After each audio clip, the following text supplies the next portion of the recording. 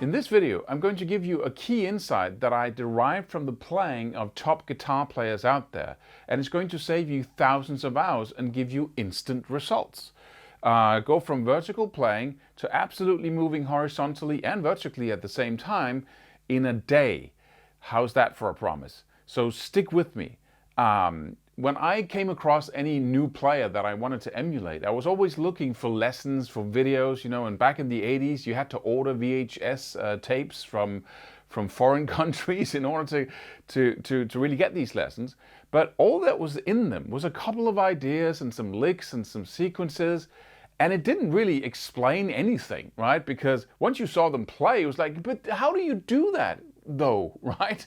And so I had to study their solos. I had to look into, come across any video of them playing solos, and I had to really take it note for note and try to decipher what they were playing. And from that, I could then derive lessons. And one of them is this, that what you just saw me do was not playing across the neck effortlessly through a lot of vertical shapes in minor and pentatonic scales. You saw me use what I have dubbed a power path. And that is really what happens anyway.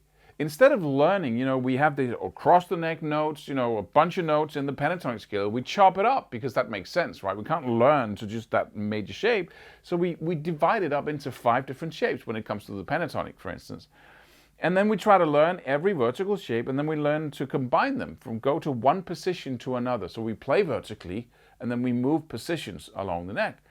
And then we can practice that. We can practice like 2 notes per string, shapes, to try and see if we can break out of that vertical playing, or even on one string we go,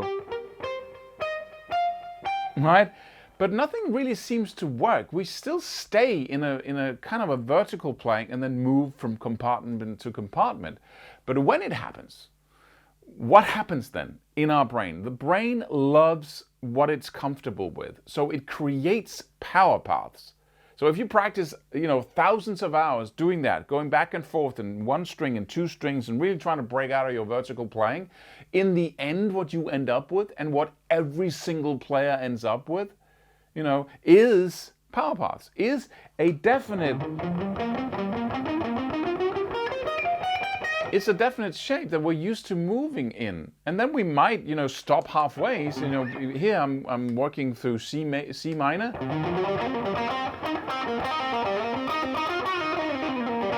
Right? But I might stop halfway in my power path and go up and down.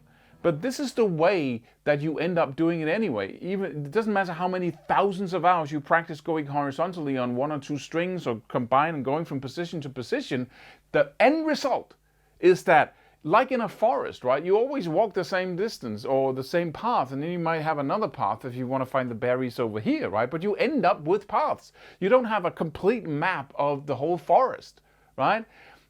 Animals do this. Everybody does this. It's the natural inclination of the brain to do this. So why not practice it right away instead of waiting? Instead of going around and doing all kinds of things that doesn't work anyway, then do this. And I've just marked out a power path for you. We're in the key of C minor, and we got our C minor pentatonic scale. So let me show you what this really means in a practical sense, but you can create your own power paths. But, so, we're in the key of C minor. Let me just give you this one here, and then you can practice that for a week. Every single day you can put on a jam track and have fun moving across the fretboard like it was easy.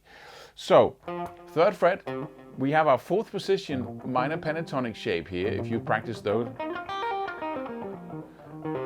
But you can relate all of this to the shapes afterwards. So I start here with the 3rd fret A string, 6th fret A string, and we can add notes to that afterwards. And then we have my chromatic notes from the C blues scale in the 3rd, and then the 4th, and then the 5th on the D string. Then I go to the 3rd and the 5th on the G, and that ends this position, if you want to call it that. Because then I go to the 5th and the 8th fret on the 2 middle strings on the D and G string. And you might want to practice that right now, just that little thing, because this is a small power path as it is. And you do sliding when you go from position, and you go.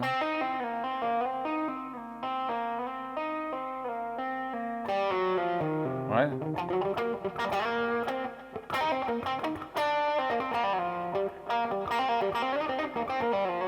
Right? Then you go to the 8th and the 10th on the 2 middle strings again. Right? So you got the 8th on the D string, the 10th and the 8th and the 10th on the G string. Then I take the 3 chromatic notes here again, from the 10th to the 11th to the 12th on the G string. Then I go to the 11th and the 13th on the B string and on the high E string. And then I can add the 3 chromatic notes again up here in the 13th, 14th and 15th on the high E string.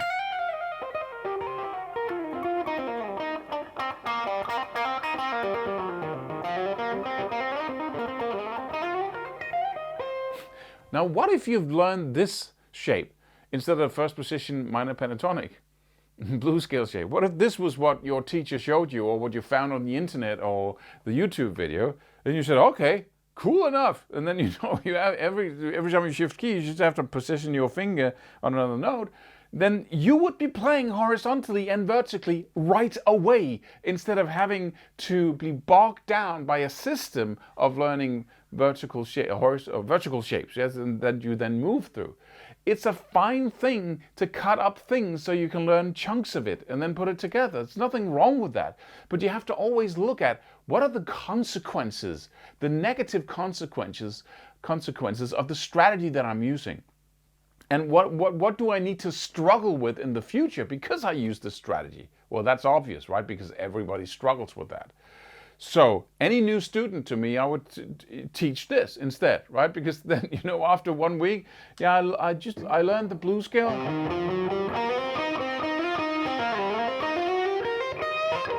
And all the other beginners over there would go, what did you, how do you, right? So this is what the brain does anyway. So how do we practice this? Well, we put on a jam track and then we practice soloing. Right? We stay within the time frame and we play the rhythm of the jam track. And in the beginning, you could just play the scale, because now you're not just playing it up and down anymore. You have to.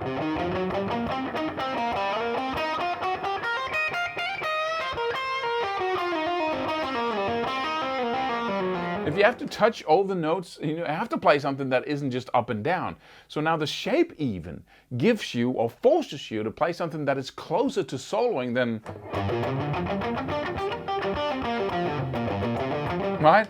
Which also messes us up, right? Playing up and down a scale, well, that's cool to learn how it looks and learn where the notes are, but what are the secondary negative benefits, you could say, or the negative consequences of doing something like that? Well, it is that once you start soloing, you go, right? That doesn't work really well, does it, right? So if we use this, we get two. We get across and vertical and horizontal at the same time, and we force ourselves to play something a little bit more interesting than just up and down, right? So you put on a jam track and you start practicing, but I'm just gonna give you kind of a lick or just a suggestion of a way you could use to go from one to the other. So I could go.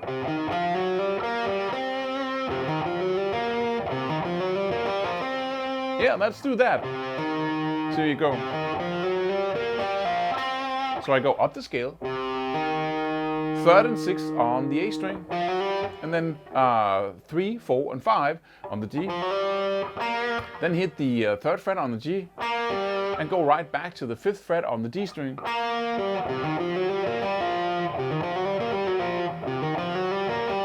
Right, and then right back to the 3rd. So slowly.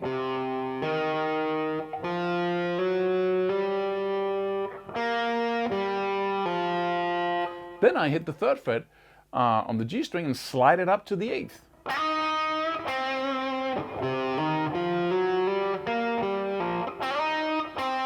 And go and slide it up and stop the note. With my hand over here and getting ready to do an upstroke on the same string. So I position my pick and that mutes the string as well. And then I'm gonna hit the 8th and the 5th on the D string. Do a pull off there perhaps?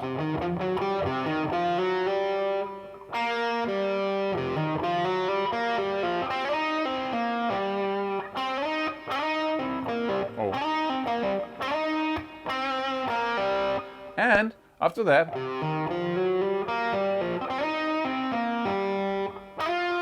I'm gonna hit the 8th fret on the G string and slide it up, maybe to the 11th fret, to get that blue note there. And then hit the 8th fret again. Maybe bend it up to the, right? So,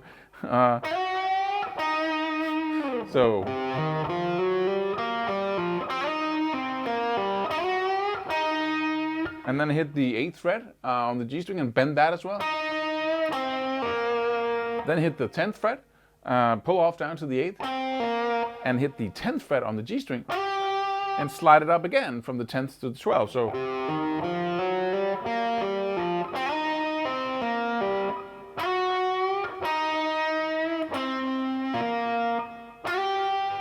right? Again slowly.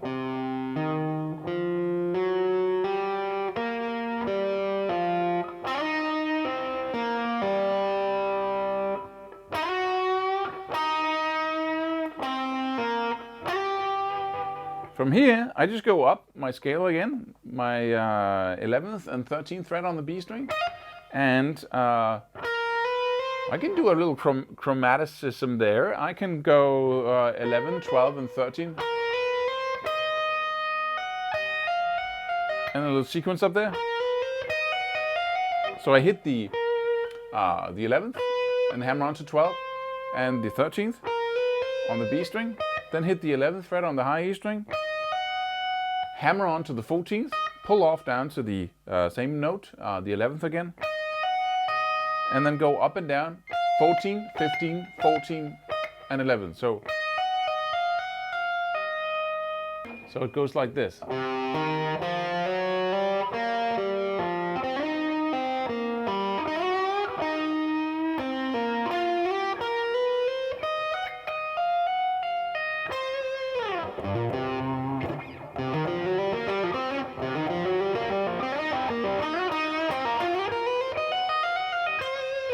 And you might think that this doesn't have the right rhythm. This isn't 16 notes or triplets, but that's the whole point. You simply come up with a random combination of notes that you can then use to improvise with. So you come up with the notes and you practice going back and forth, then you put on the jam track, and then you start having fun with it.